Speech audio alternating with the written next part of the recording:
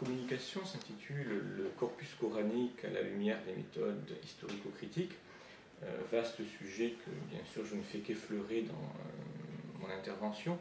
Mon propos était surtout d'expliquer selon quels principes l'historien des religions, le philologue qui travaille sur l'histoire du texte coranique travaille. Autrement dit, quels sont les principes qui sont mis en œuvre, les principes méthodologiques et les approches qui sont mises en œuvre dans le cadre d'une telle recherche qui s'écarte effectivement de la lecture dite confessante ou religieuse, au sens où l'historien, contrairement aux croyants qui considèrent que le texte est divin, révélé ou transcendant, va étudier le texte comme il étudierait n'importe quel autre texte qui soit, à savoir comme une production humaine, historiquement et géographiquement située. Donc mon propos essentiellement a été de bien expliquer la nature de l'approche de l'historien des religions et, par un exemple précis, de montrer quelle lumière ce type de recherche pouvait apporter à l'histoire du texte.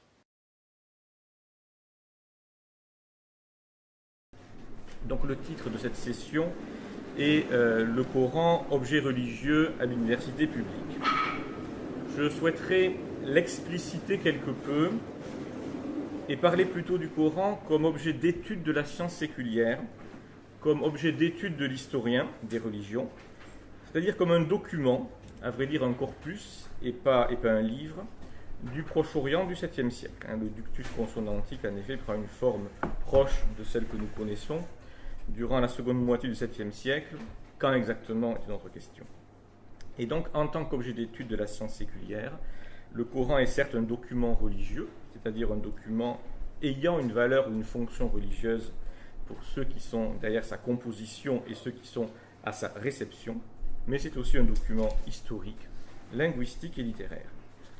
La question n'est donc pas de savoir si l'on intervient dans le cadre d'une université non confessionnelle ou confessionnelle.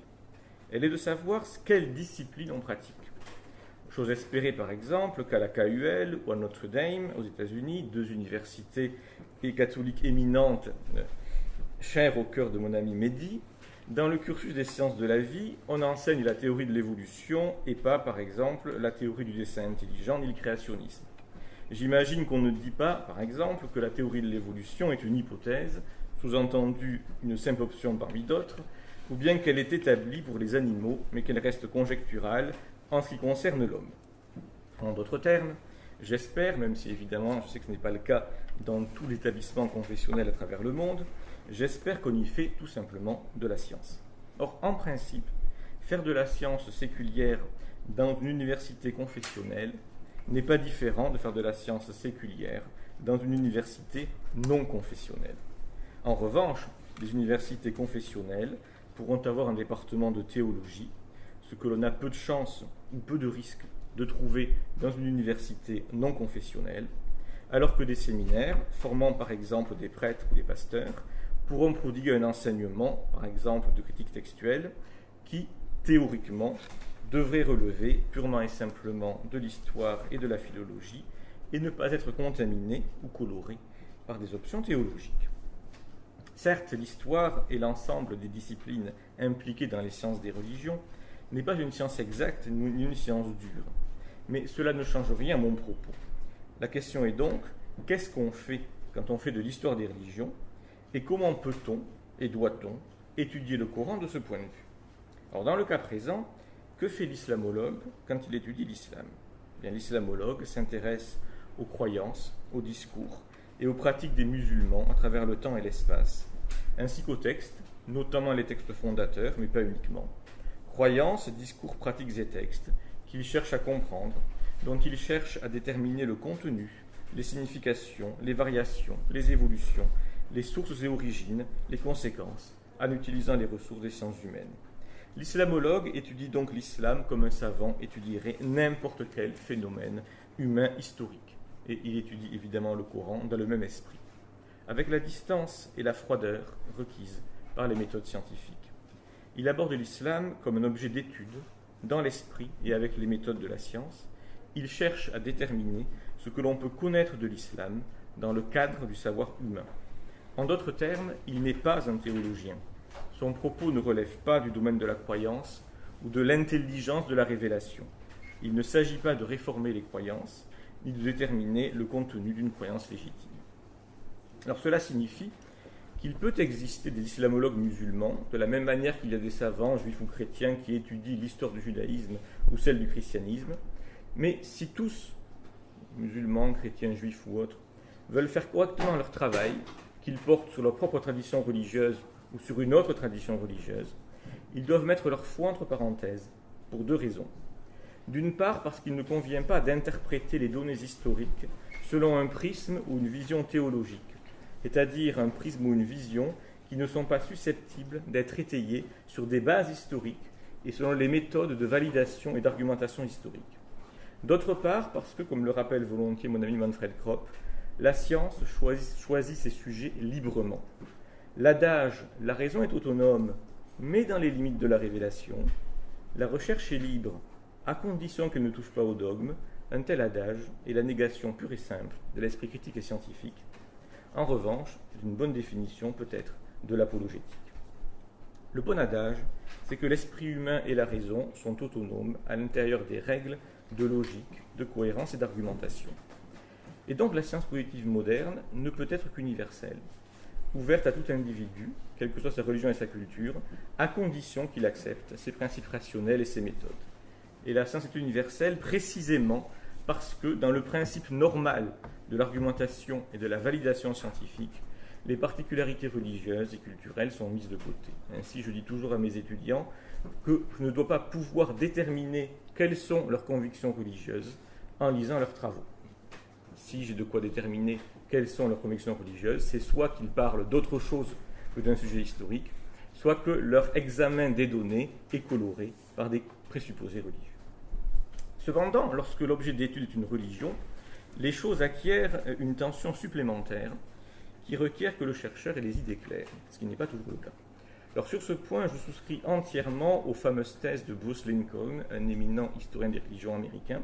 C'est Thesis on Method, paru en 1996, il y en a 13 en tout, et le texte anglais est très facilement disponible sur Internet. Et j'aimerais commenter quelques-unes de ces thèses très brièvement. Donc la première thèse explique que la préposition de, qui relie histoire et religion, histoire des religions, n'est pas un terme neutre. Et il indique la relation, la nature de la relation entre histoire et religion. L'histoire est la méthode et la religion est l'objet d'étude. Cela signifie que la relation entre histoire et théologie est asymétrique. Le théologien doit prendre en compte les résultats et hypothèses de l'historien puisqu'il relève de l'usage de la raison naturelle. L'historien ne prendra en compte les perspectives et le discours du théologien que comme un objet d'étude, pas comme un principe ou un guide possible de sa propre recherche. Sous-entendu, l'historien n'a pas à lire le texte selon les perspectives imposées par les exigences du dogme. La thèse numéro 2 révèle un point très intéressant concernant les différences caractéristiques entre le discours religieux et le discours historique. Le discours religieux, je dirais, a pour principale caractéristique de vouloir parler de choses éternelles et transcendantes avec une autorité également éternelle et transcendante. Au contraire, le discours historique est ce discours qui parle des choses temporelles, terrestres, mondaines, circonscrites, situées, contingentes, avec une voix humaine, bien sûr, une voix faillible, puisque le discours de l'historien est révisable au vu de nouveaux documents ou bien de meilleures interprétations des documents donnés, bien que, bien sûr, l'autorité du discours historique se fonde sur une pratique critique rigoureuse. Par conséquent, c'est la thèse numéro 3, l'histoire des religions est ce discours si particulier qui résiste à, subvertit, renverse l'orientation même du discours de son objet d'étude. Le discours religieux se présente et se représente comme éternel, transcendant, spirituel et divin. L'historien des religions étudie les domaines en question, avec évidemment en insistant sur le temporel, le contextuel, le situé, les intérêts humains, pas toujours très purs, et ainsi de suite. Par voie de conséquence, la thèse numéro 4, on doit pouvoir poser, concernant un texte religieux, les mêmes questions que celles que l'on pose pour n'importe quel autre texte. Et je dirais, dans le cas qui nous occupe, on doit poser, concernant le Coran, les mêmes questions que celles que l'on pose pour d'autres textes religieux, comme la Bible ou les évangiles. Par exemple, comment se fait un texte? Quelle est l'histoire réelle et pas fantasmée de sa composition? Quelles sont ses sources? Qu'est-ce que le ou les auteurs font de ces sources? Quel est le profil du ou des auteurs, par exemple? Il n'y a de ce point de vue aucun irrespect à étudier le Coran comme on étudie n'importe quel autre texte. Je note en passant, et c'est la thèse numéro 5 de Bruce Lincoln, que la révérence est peut-être une vertu religieuse, mais elle n'est pas une vertu académique. Et je veux insister là-dessus. Lorsqu'on étudie le Coran avec les méthodes historico-critiques, critique des sources, critique des formes, critique de la rédaction, donc une de mes méthodes favorites, mais dont je ne pourrai pas trop parler aujourd'hui, lorsqu'on procède ainsi, donc, on ne fait qu'employer des méthodes qui ont déjà fait leurs preuves dans des domaines comparables, quelles que soient bien sûr leurs limites, comme toute méthode. Autrement dit, le fait que le Coran et l'islam soient traités comme n'importe quel autre texte religieux, ou comme n'importe quelle autre religion, ou comme n'importe quel autre phénomène humain historique, avec le même sérieux et les mêmes exigences dans le questionnement et la méthode, n'est en rien polémique. Traiter différemment le Coran et l'islam serait en réalité soit apologétique, soit une marque de paternalisme. Je passe directement à la thèse numéro 13 de Lincoln, qui insiste effectivement sur la nécessité de distinguer entre vérité, prétention de vérité, régime de vérité. Et naturellement aussi à ne pas, je dirais, reprendre de façon non critique la manière dont l'objet d'étude, entre guillemets, se définit lui-même. Je voudrais donner deux petits exemples de ce genre de travers, deux exemples que l'on rencontre très souvent quand on parle du Coran. Par exemple, parler, comme on le fait habituellement, de la collecte du Coran est déjà trop concédé à la tradition musulmane. Cela indique en effet que l'on admet, sans autre forme de procès, que le travail qui a mené à la constitution du Codex a uniquement consisté en la collecte de textes préexistants, le rôle des scribes revenant simplement à replacer, avec plus ou moins de liberté, les pièces du puzzle dans l'ordre que nous connaissons aujourd'hui. Ça ne va nullement de soi. Si on parle de collecte, on présuppose déjà que c'est ainsi que les choses se sont passées. Un autre problème, lorsque, je crois que tout le monde ici, en lisant les travaux d'historiens, a dû tomber sur ce genre de formulation.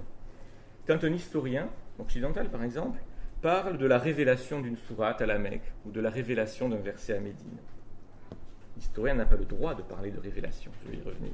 Alors ce n'est peut-être qu'une façon de parler de la part de l'historien, mais c'est une formule maladroite et trompeuse, car elle occulte tout ce qui peut relever d'un processus de composition. Sur la notion de révélation, par exemple, il existe des domaines relatifs à la foi musulmane qui ne relèvent nullement des compétences d'un islamologue. En tant qu'historien de l'islam, par exemple, je suis incapable de montrer ou de réfuter l'idée selon laquelle Muhammad était un prophète qui a reçu des révélations divines. De la même manière qu'un historien du christianisme sera bien incapable de prouver ou de réfuter l'affirmation selon laquelle Jésus était le Fils de Dieu. Pourquoi ? Parce que l'historien travaille sur des documents et des données. Et quel genre de documents ou de données accessibles à la méthode historique pourrait nous dire si Muhammad était ou non un prophète ? Quels indices utilisables par l'historien pourraient nous permettre de choisir entre Muhammad était un prophète, Muhammad croyait qu'il était un prophète, on croyait que Muhammad était un prophète. En tant qu'historien, je n'ai donc pas d'opinion sur la question, même si en tant qu'individu, je peux en avoir une. Mais quand il s'agit du Coran, on a de toute façon affaire à du mondain, à du terrestre, à un texte, et même à des témoins matériels du texte. Donc quelque chose d'accessible aux méthodes de la critique historique. Et donc là, la question devient plus précise. Comment aborder un tel texte ? Alors, je voudrais revenir à la thèse numéro 13, justement. Reprendre de façon non critique les termes ou la vision de ce que l'on étudie peut poser problème, si c'est fait de façon non critique. Et j'ai le sentiment qu'il s'est passé un peu de cela dans l'histoire des études coraniques en Occident. Jusqu'à une date assez récente, le paradigme qui était dominant dans les études coraniques en Occident était ce que j'appelle le paradigme nöldekien, ainsi nommé en référence à la figure tutélaire de Théodore Nöldeke, un immense philologue allemand, mais dont les partis pris et la considérable influence ont beaucoup fait pour installer ce paradigme. Le paradigme nöldekien, donc, est une simple, laïcisation ou naturalisation des récits de la tradition musulmane. Là, par exemple, la tradition parlera de l'ange Gabriel dictant le Coran à Mohammed. On fera simplement de Mohammed l'auteur du Coran. Donc le surnaturel est évacué, mais pour le reste, on ne fait que calquer le grand récit de la tradition musulmane, et je dirais de la tradition sunnite, puisqu'en fait les sources chiites sont entièrement marginalisées. Et donc on va faire du Coran, dans ce cas-là, le reflet authentique de la prédication de Mohammed. On va postuler un lien indissoluble entre le Coran et la chronologie de la carrière de Mohammed. Notez un point qui me paraît très important. Ce paradigme n'est pas fondé sur un examen du texte coranique lui-même. Je défie quiconque de fonder ce paradigme sur une lecture du Coran tout seul. Il est en réalité fondé sur les récits de la tradition musulmane. Donc, ce sont les récits de la tradition musulmane qui fournissent le prisme à travers lequel le Coran est ainsi lu et interprété. Soit. Le problème, c'est que le travail de Nöldeke et de ses disciples reflète largement le positivisme historique d'une certaine philologie du XIXe siècle, quelles que soient par ailleurs les considérables réalisations de Nöldeke et de ses disciples que je ne sous-estime absolument pas. Mais cette approche, on connaît ses mérites, mais on connaît aussi ses limites.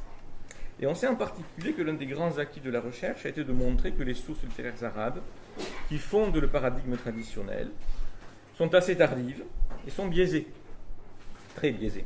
Elles relèvent avant tout de la mémoire sociale et reflètent moins la réalité historique que l'imaginaire, les préoccupations et les intérêts des communautés, souvent en conflit, où ces récits étaient en circulation.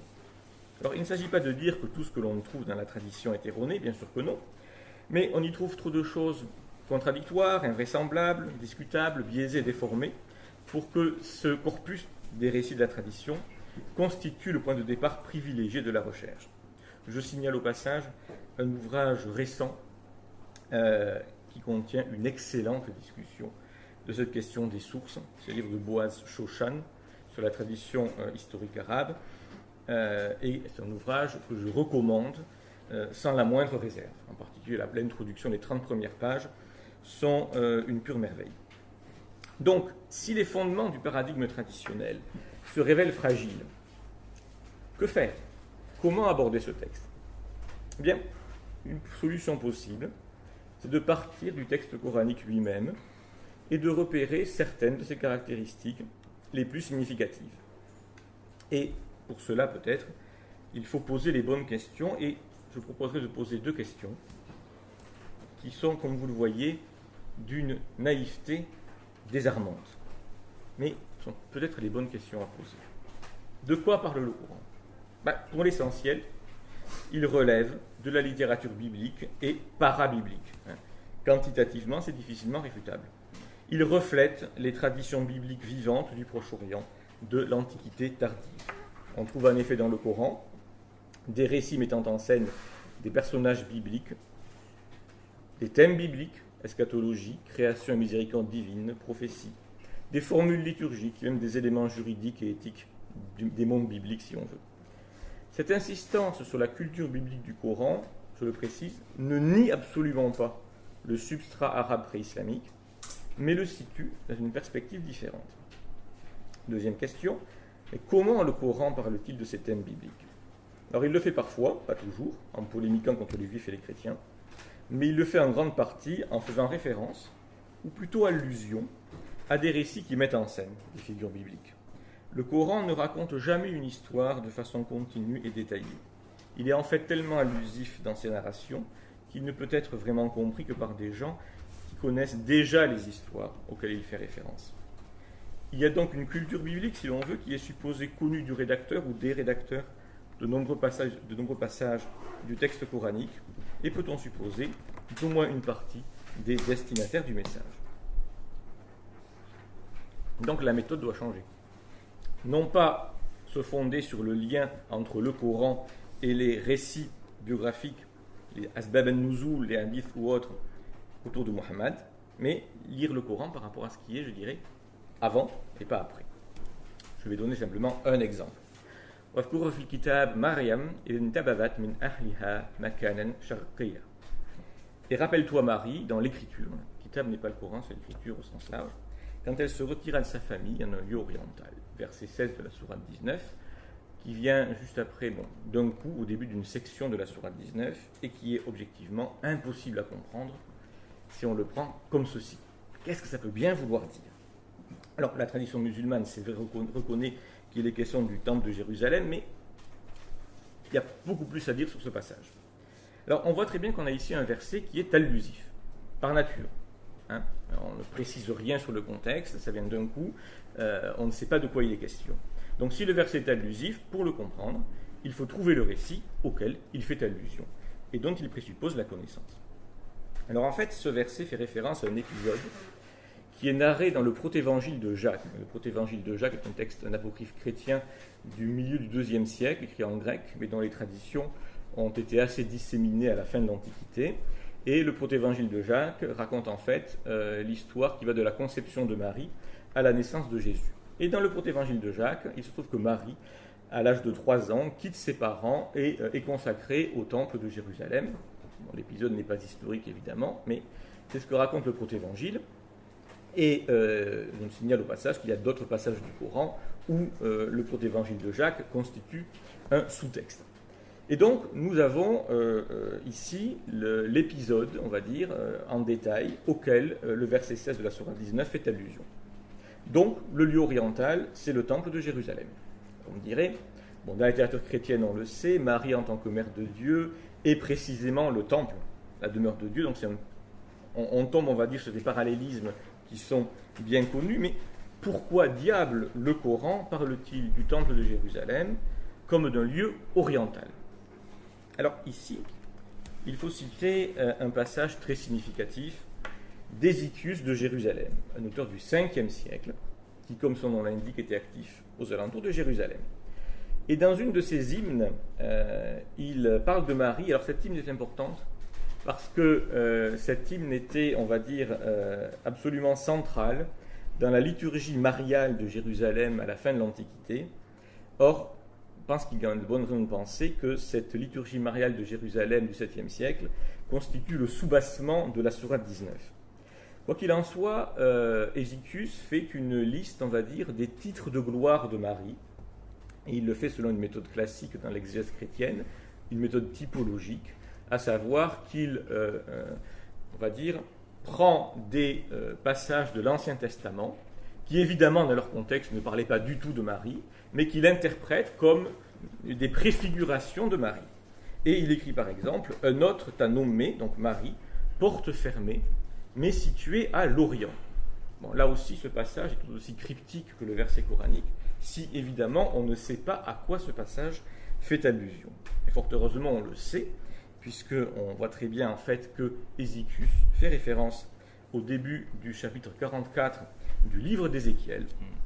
Bon, Ézéchiel n'est pas un passage simple non plus, je le reconnais, c'est une vision prophétique, mais grosso modo, de quoi est-il question? Il est question de l'importance du porche, de la porte orientale, si vous voulez, du temple de Jérusalem.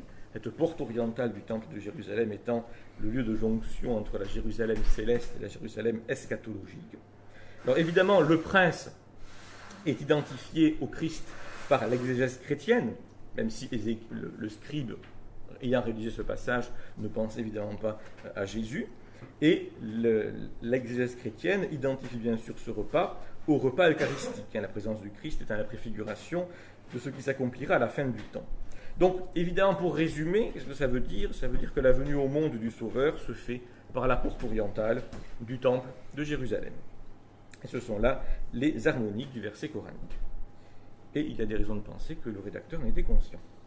Alors on pourrait multiplier les exemples par dizaines, pour ne pas dire par centaines. Et on peut ajouter que cela vaut aussi pour l'analyse de la composition du texte, et pas simplement pour l'exégèse. Alors, je finis, je conclus, j'ai une page. Voilà. Donc je peux effectivement, je dois aller un peu rapidement, pour juste ajouter un point qui me paraît significatif et qui me semble important de noter pour qu'on voit un peu où en est actuellement, où en sont certains débats des études coraniques. Alors le point est le suivant. Il se trouve que l'arrière-plan chrétien dans le Coran semble, quand on analyse le texte, nettement plus substantiel que l'arrière-plan juif. Plus précisément, il y a de nombreuses et substantielles strates du Coran. Je parle de strates et c'est précisément aussi la conséquence de l'usage des méthodes de la critique de la rédaction. Des strates qui révèlent un contexte chrétien. Alors, par contexte chrétien, j'entends plusieurs choses. D'abord, le fait que certains personnages qui ont une place éminente dans le Coran sont typiquement chrétiens. Marie, Jésus, Jean, les dormants de la caverne.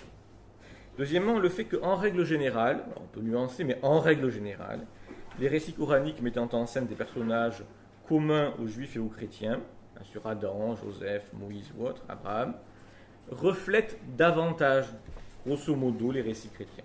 En d'autres termes, les sources ou les sous-textes de nombre d'histoires bibliques, entre guillemets, ou parabibliques du Coran, sont plutôt chrétiennes que juives, grosso modo.